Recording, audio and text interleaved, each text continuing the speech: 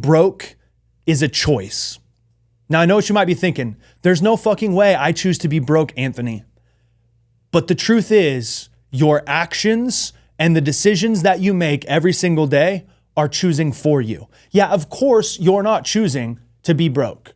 But the choices that you make day in and day out with how you spend your time, how you invest your money, what you buy, what you do, how you show up every day, the choices that you make every day are directly impacting your financial situation. I won't waste another minute, no, I won't. I'm a man on a mission. I'm a man on a mission. I don't need no permission. I'm a man on a mission. Welcome to Entitled to Nothing, where we believe our life is our fault. My name is Mink, and I started this show for one reason. I have failed over and over in my life, and I found a way to turn those failures into lessons, and I've used those lessons to create life on my terms. I've been able to create multiple companies, travel all around the world, and build a life that I really love living. And my goal with this show is simple. I want to share everything I've learned on my journey to help inspire you on yours. I can tell you from experience that being broke, it really fucking sucks. You know, they say money isn't everything, but in our modern world, it's kind of like oxygen. You really can't live without it. And I spent a lot of my life, especially growing up, really struggling financially. And so what I want to do is in this episode, I want to share with you 6 hard truths that I learned from being broke. So hopefully they will help you on your money journey. Before I dive into the 6th, though, I want to give you just a little bit of backstory so you know where I'm coming from here. So I grew up in a really small town in Oregon called Sweet Home. If you're new, you might not know that. And it was very humble beginnings. My dad was a logger. He dropped out of high school and started cutting trees down for a living in the Pacific Northwest. The logging industry was massive.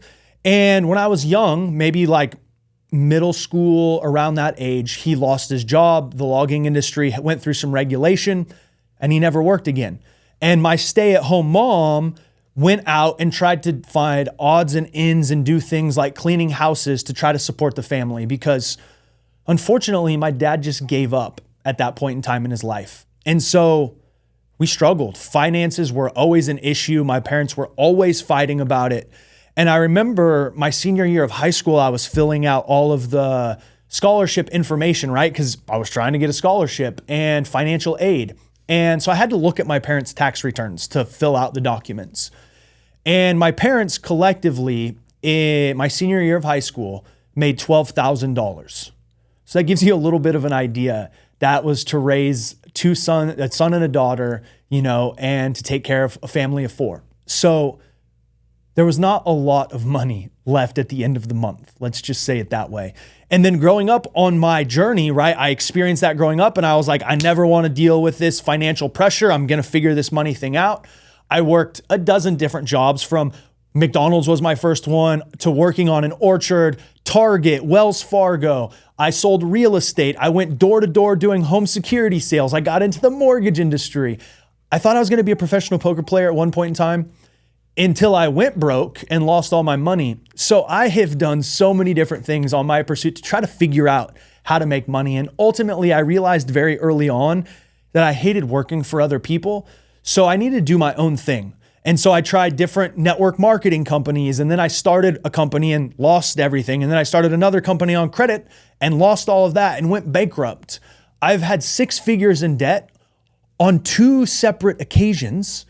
And definitely rode the wave of financial stress and pressure. And, there's months where I had negative bank account balances when rent was due and I didn't know how I was going to pay it. I got a repossession letter on my car. So without belaboring the point, I've been broke. I've struggled financially multiple times. I made a lot of money and then I lost it all and had to start over. And so going through this cycle and riding this wave of ups and downs financially, in reflection, I learned there's definitely things that we do or don't do that cause us to feel the financial pressure or stress. And I'm going to warn you now, these are very direct and to the point, and they might piss you off. And if they do, that's good. You should use that energy and you should get upset, because anger as an emotional fuel can be very, very productive. And if you direct that upset, that intensity, that anger in the right direction, it can fuel you to start to fix this problem, because it is a very solvable problem. So with that said, let's dive in. Okay, number one, being broke is a choice. Now I know what you might be thinking. There's no fucking way I choose to be broke, Anthony. But the truth is, your actions and the decisions that you make every single day are choosing for you. Yeah, of course, you're not choosing to be broke, but the choices that you make day in and day out with how you spend your time, how you invest your money, what you buy, what you do, how you show up every day, the choices that you make every day are directly impacting your financial situation. If we can agree, like I said, that money isn't everything, but it's kind of like oxygen in the modern world, then it is critical for our survival. And if you don't have a very specific financial plan and budget and strategy, and you're just winging it, then you're choosing to have financial struggle. And so while I don't want to tell you this, if you have financial difficulty, part of the problem is the choices that you're making. And because I believe in radical responsibility, and the premise of this show is your life is your fault, we have to look in the mirror when things aren't going the way that we want and admit that we have responsibility in that. And so the first most important lesson I've learned is when I was broke, it was because I was choosing to be by choosing actions and behaviors and decisions that were not in support of my financial future. And by realizing this and saying, okay, the decisions that I make today are going to impact my financial future tomorrow, why don't I get smarter about how I'm spending my time? Why don't I get smarter about where I'm investing my attention, right? And so to make this really simple, as an example, right? How many hours a day or a week do you spend just aimlessly watching television, Netflix, Hulu, or whatever other fucking streaming platforms there are, right? They say that the average American watches like 2.5 to 3 hours of TV a night. Okay, that is a choice that you're making. And you're choosing to do that instead of choosing to do something that could in some way benefit your financial future. And I'm not saying you need to give up everything and you have to sacrifice everything and you need to be rigid, right? We're here to manage our life and enjoy it to some degree. But if you're broke and you're spending all your fucking time fucking around, then you deserve to be fucking broke. And I don't mean that disrespectfully. I say that to challenge you, to piss you off a little bit so that you get into action. Because at the end of the day, no one can do your push-ups for you. One of the reasons why people that are in great physical shape have so much respect and also hate from people is because if you see someone that's in phenomenal physical shape, there is no way that they can buy that. It says two things about them. One, they work their ass off and they put in the work. And two, they have incredible resilience, discipline, and consistency. And so we admire or we hate on that person because they have something that we do not if we're not in that level of physical shape. They have a level of consistency and focus and discipline that we don't. And that's given them a different result. The same is true here, right? There's countless stories of people that never made more than minimum wage or a base salary at an entry-level position. There's a story of a guy who worked for USPS. He made the salary of a delivery driver, and he saved 10% of everything he made, lived very under his means, saved the difference, invested that into a retirement account, and retired with millions and millions of dollars. So I'll end with this. Being broke is a choice because you're choosing what to do with your time, energy, and resources. And also, winning the game of finances is a long-term game, which we're going to talk about in future lessons. All right, number 2, you're broke because you don't have any skills. Okay, in the world that we live in, I believe that we are all equal as souls, right? God put us here to be equal as human beings on this planet, but we're not equal in the marketplace. And I would suggest that you're earning exactly what your skills are worth. And if you're not getting paid what your skills are worth, then you should go find someone who is willing to pay you what they are worth.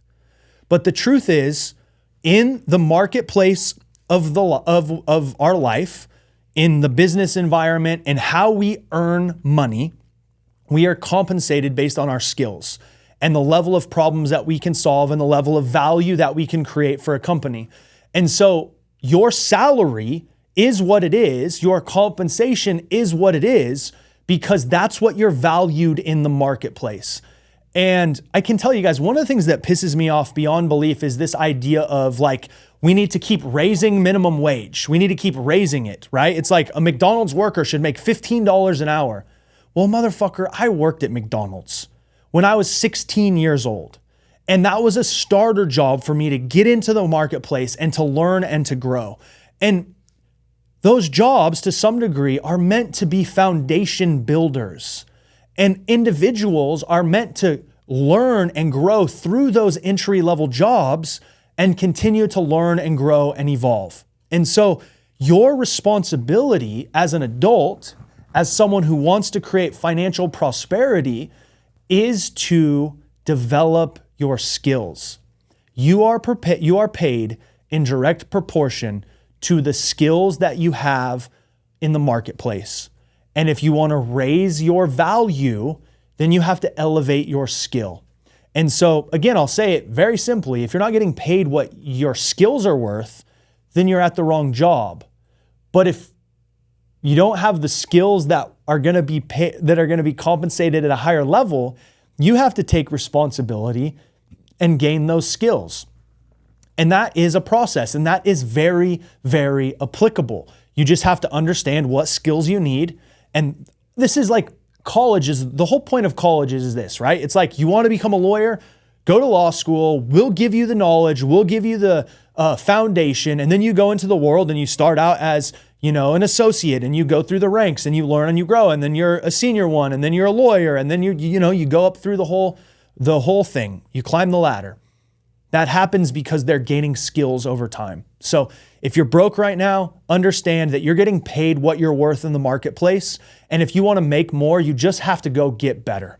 Number 3, ignorance disguised as optimism is dangerous. All right. And maybe it should be summarized like this.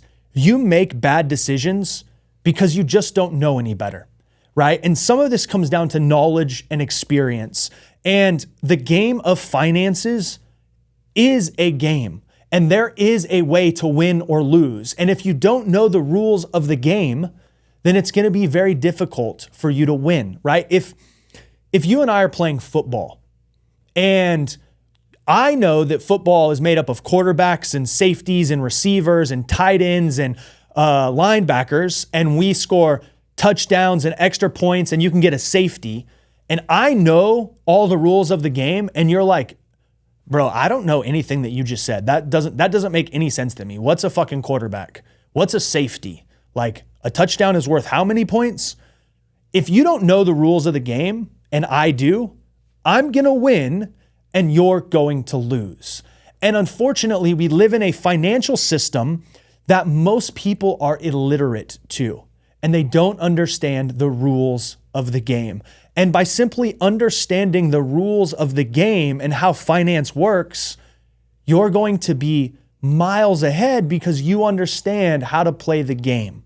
And so this idea of being ignorant but optimistic that things are going to work out is dangerous. You don't optimistic ignorance. It's just a recipe for disaster. I think of it as the dumb tax, right? When you're dumb, you pay a tax. And so if you are struggling financially, You need to commit to learning how the financial system works. And there's incredible books out there about investing and saving. And Dave Ramsey has built a freaking unbelievable empire on saving and getting out of debt and being financially responsible. So there's people out there that can teach you these things, but you have to seek them out. And again, like imagine this. Imagine, I say being broke is a choice, right? Imagine you replace that 3 hours of Netflix every day with 3 hours of studying financial literacy, and then that teaches you how to get your house in order. And then you go out and you improve your skills while you're learning financial literacy, and now you get a promotion.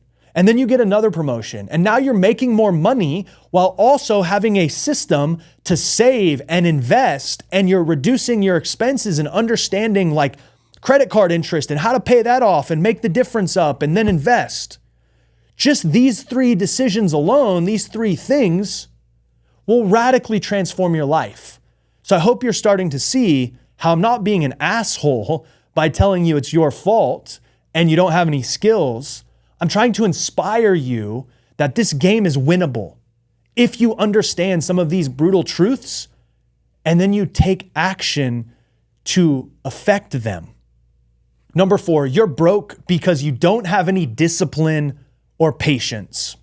Most of us have an overwhelming need for instant gratification. The world, social media, apps, Uber, freaking dating profiles, the world is convincing us that we need everything as easy and as quick as possible.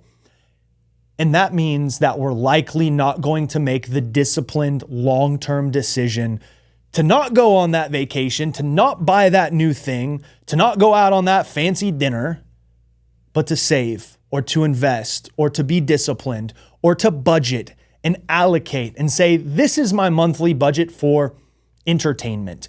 And I'm not going to spend $1 more than this. I'm going to have the discipline to do it. And then I'm going to have the patience to wait for that new car that I want or that new watch or whatever it is, right? The financial decisions that we make, I believe, are driven by 2 things: our discipline or lack of it, and our patience or lack of it. And oftentimes the main culprit is this instant gratification that we seek that throws the discipline out the window and the patience out the window. But if you can get discipline and patience into your financial life, and again, you can get smarter and financially literate and apply a system and a budget, and then you can get your skills improved and start making more money, man, your world changes. And again, money isn't everything. But damn it, it's like oxygen in the modern world. And you deserve to have the opportunity and the resources to live the life that you want. Growing up broke, everything was a fucking struggle. God, I used to feel so guilty just wanting to go order off the dollar menu at McDonald's. No exaggeration. I've had so much financial stress and pressure in my life, and negative bank account balances and the fear of not knowing how I was going to fucking eat, that now the relief, the ease, the gratitude that I feel knowing that I never ever have to worry about that again, you fucking walk different.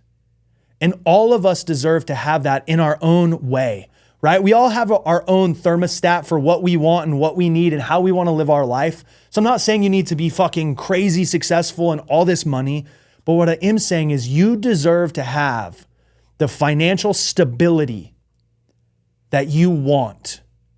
And it's possible for you, but you have to understand these truths and take responsibility for them. So you need some discipline and some patience. Number 5, ideas unexecuted are entertainment. A lot of us have this mental masturbation about all the things that we're going to do, and I'm going to create this, and I'm going to do that, and I'm going to try this, or I'm going to go after that. And it's a fantasy. And it keeps us from attacking the things that we want. And this rule is really for my entrepreneurs out there, my wannabe founders and business owners.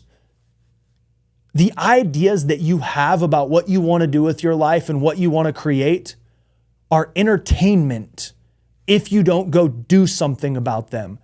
And I think the worst thing that we can do, whether you're an entrepreneur, or you're an entrepreneur, or you're an employee, or wherever you're at, the very worst thing we can do is have the mental masturbation of ideas and live in this false reality of one day I'm going to do this and I'm going to do that. I'm going to create this and it's going to be fucking great.